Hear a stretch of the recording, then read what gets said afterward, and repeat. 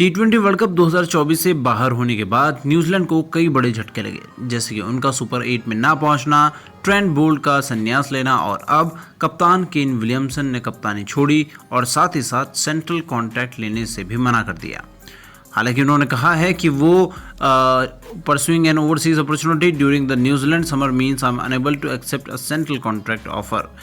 वो चाहते हैं कि वो इंटरनेशनल अपॉर्चुनिटीज़ को एक्सप्लोर करें, लेकिन अगर वो करते हैं, इंटरनेशनल लीग्स खेलते हैं, तो वो सेंट्रल कॉन्ट्रैक्ट नहीं ले सकते, वो उसके लिए एलिजिबल नहीं होते। इसलिए उन्होंने सेंट्रल कॉन्ट्रैक्ट को त्याग दिया है। वो कहते हैं कि helping push the team forward across the format is something I have very passionate about and something I want to keep contributing towards. यानी कि वो अभी भी कह रहे हैं, इस बात पे जोर दे रहे हैं कि न्यूजीलैंड की टीम को लगातार आगे लेके चलना अभी भी उनका पैशन है, अभी भी वो इसकी दिली चाहत रखते हैं।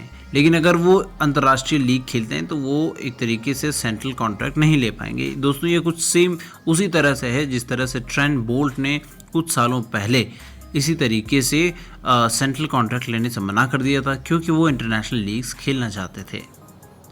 इसके अलावा केन विलियमसन ने ये भी कहा कि my life outside cricket has changed. मेरी लाइफ ज़िंदगी काफ़ी बदल गई है। स्पेंडिंग टाइम, मैं अपनी फैमिली के साथ, अपने बच्चों के साथ बहुत ज़्यादा टाइम स्पेंड कर पा रहा हूँ और उनके साथ अपने ये ज़िंदगी जी पा रहा हूँ, जो कि मेरे लिए बहुत सुखद है।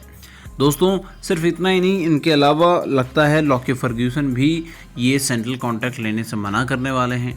अब लेकिन अगर ऐसा है तो प्रॉब्लम ये रहेगी कि न्यूजीलैंड की टीम में खेलेगा कौन। अगर सारे प्लेयर्स इस तरह से बाहर चले जाएं साल भर के लिए और जब वर्ल्ड कप आए और वो सीधे टीम में एंट्री कर लें, तो साल भर मेहनत करने वाले यंगस्टर्स अचानक से टूर्नामेंट से बाहर हो जाएं तो ये उनके लिए थोड़ी सी ज़्यादती होगी। तो सोचने वाली बात ये है। इसी के साथ ये भी सोच सकते हैं कि किस तरीके से टॉप 4 बैट्समैन जो आज के हैं, फैब 4 जिन्हें बोलते हैं, Virat Kohli, Steve Smith, Kane Williamson and जो रूट, अब ये सभी कप्तानी त्याग चुके हैं। हम ये भी बात करेंगे कि जब केन विलियमसन ने ये इस्तीफ़ा दिया अपनी कप्तानी से, उसके बाद न्यूजीलैंड क्रिकेट बोर्ड ने क्या कहा। उन्होंने कहा कि this is a good way to help keep Kane in the international game so that he continues to play a major role for the Black Caps. उनके सीईओ का कहना है कि किसी न किसी तरीके से केन विलियमसन हमारा ही इसमें फ़ायदा होगा, न्यूजीलैंड को ही वो बेहतर कर पाएंगे।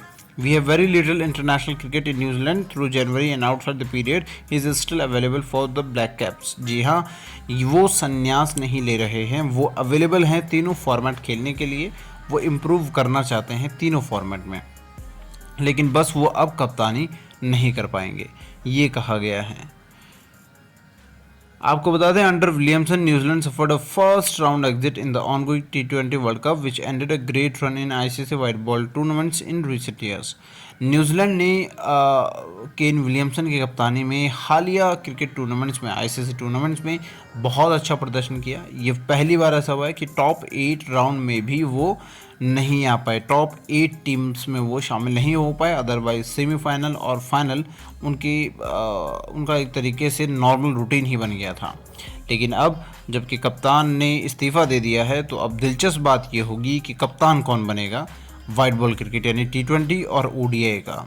आप इस पर क्या राय रखते हैं, कमेंट सेक्शन में हमें ज़रूर बताएं।